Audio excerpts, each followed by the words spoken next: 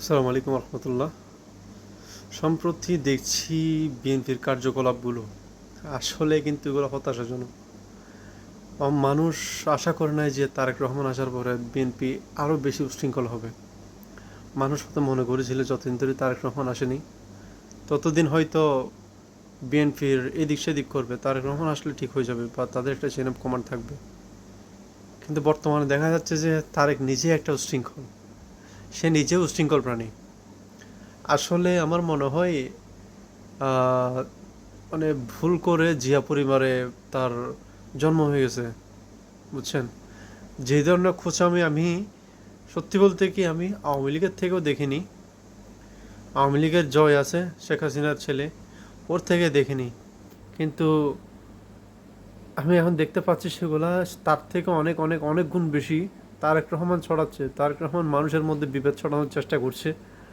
মানে উনি ছাড়া বাংলাদেশে আর যতগুলো মানুষ অন্যান্য দল করে তারা মানুষ না, এবং তারা বাংলাদেশিও না।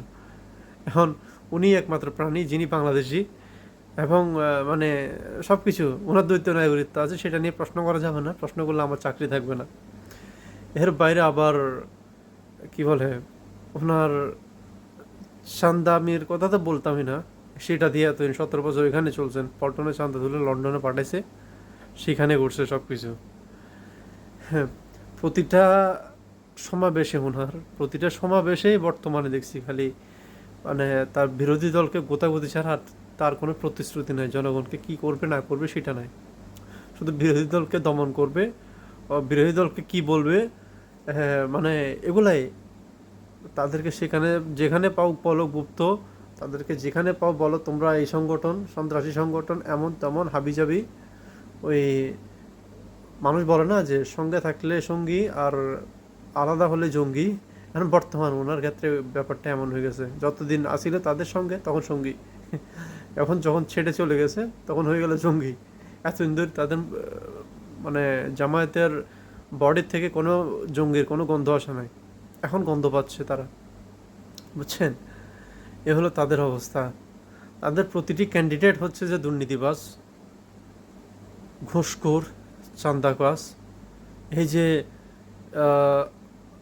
5,800 কোটি টাকা তাদের ব্যাংক ঋণ খিলাফি, সম্ভবত চট্টগ্রাম 4 আসনের আসলাম চৌধুরী সবচাইতে বড় মানে প্রমাণিত ঋণ খিলাফি। দিক দিয়ে ঋণ খিলাফি বলাটা হচ্ছে ভদ্র মানুষের মানে ভদ্রভাবে এটা বলা, কিন্তু উনি আসলে ব্যাংক চোর ডাকাত বললে কিন্তু এটা আমার মনে হয় কম হবে। কারণ ব্যাংকের থেকে 1,700 কোটি 1,700 কোটি টাকা উনি খেয়ে ফেলেছেন, অথচ দেওয়ার জন্য কোনো নামগন্ধ নেই।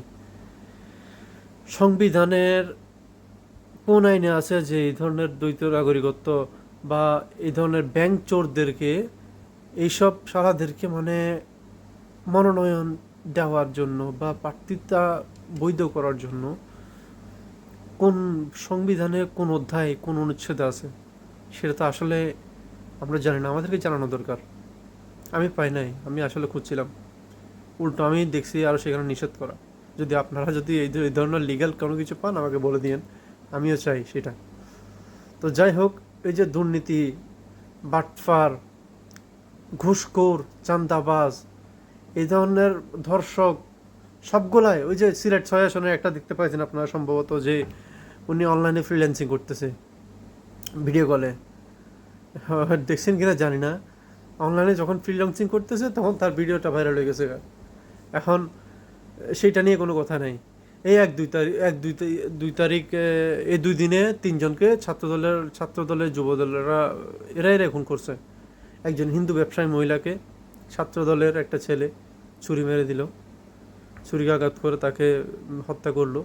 এরপরে আরেকটা শিশুকে ধর্ষণ করলো একই দিনে।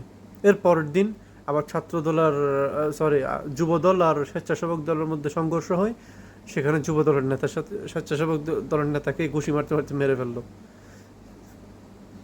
এখন আপনারাই দেখেন, যে দল নিজেদের মধ্যে ঠিক নেই, নিজেরা নিজেদেরকে পছন্দ করে না, মারামারি হানাহানি, ও মানে কোনো একটা ব্যবসা প্রতিষ্ঠানকে নিয়ে নিজেরাই মারামারি করে মরে যায়, কোনো একটা কন্ট্রাক্ট নিয়ে তারা মারামারি করে মরে যায়।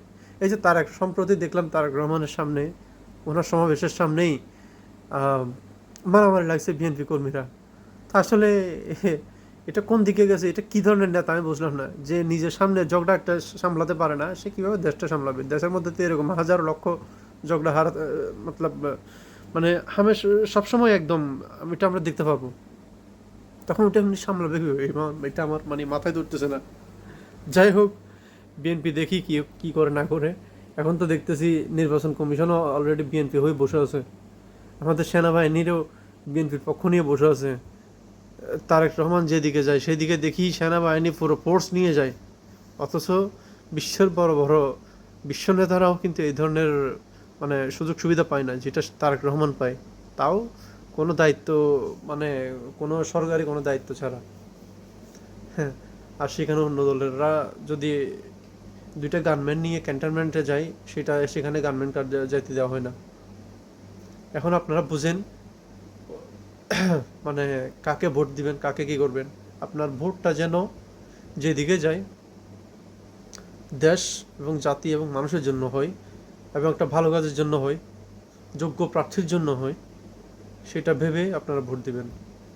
এইসব আলতু ফালতু লোক যারা দেশকে বেঁচে কিনে খেতে চায়, এই যে আগামী গত 17 মাসের কথা ভাবেন, আপনারা দেখতে পাবেন, আপনারা বুঝতে পারবেন কি হয়েছে না হয়েছে। সম্প্রতি একটা মানে হয়েছে আপনার, কি বলে, আমরা দেখতে পেলাম যে সহিংসতার দিক থেকে বিএনপি আছে 91%, বুঝছেন?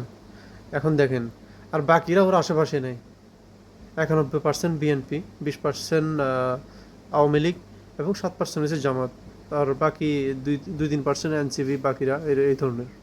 তো এখন দেখেন, ওরা বাকিরা ওর বিএনপির আশেপাশে নেই, কিন্তু বিএনপি 91% একাই। তার মানে বুঝতে পারেন যে কি পরিমাণ তারা দেশকে লুটপাট করছে এই 17 মাসেই। তো যদি 5 বছরের জন্য দায়িত্ব দেন, ওরা কি না করবে, তাও ক্ষমতার ভিতরে। এখন ক্ষমতা না পেয়ে তাদের এই অবস্থা, ক্ষমতা পেলে তাদের কি হইতে পারে। যাই হোক, আমার বিশ্বাস আপনারা নির্বাচন মাথায় রেখে সৎ, যোগ্য এবং ভালো একজন মানুষকে দেখে আপনারা কিন্তু ভোট দিবেন, এটা আমরা আশা করি। ইনশাল্লাহ সত্যের জয় হবে, দেশের জন্য কাজ হয় এই ধরনের মানুষকে আপনারা ভোট দিবেন বিশ্বাস করি। ধন্যবাদ। আসসালামু আলাইকুম।